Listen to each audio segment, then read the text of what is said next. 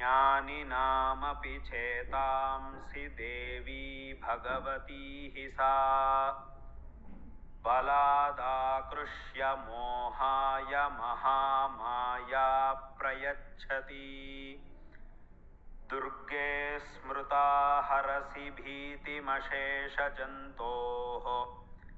स्वस्थैः स्मृता मतिमतीव शुभान् ददासि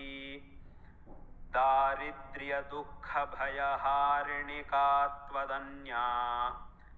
सर्वोपकारकरणाय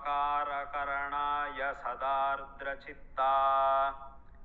सर्वमङ्गलमाङ्गल्ये शिवे सर्वार्थसाधिके शरण्ये त्र्यम्बके गौरि नारायणि नमोऽस्तु ते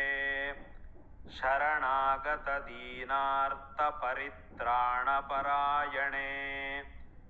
सर्वस्यार्तिहरे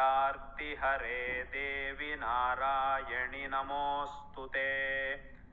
सर्वस्वरूपे सर्वेशे सर्वशक्तिसमन्विते भयेभ्यस्त्राहि नो देवि दुर्गे देवि नमोऽस्तु ते रोगानशेषानपहंसि तुष्टा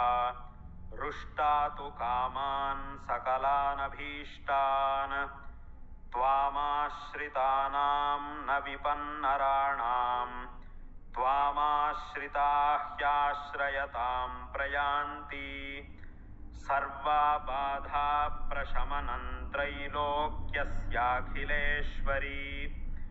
एवमेव त्वया कार्यमस्मद्वैरिविनाशनम्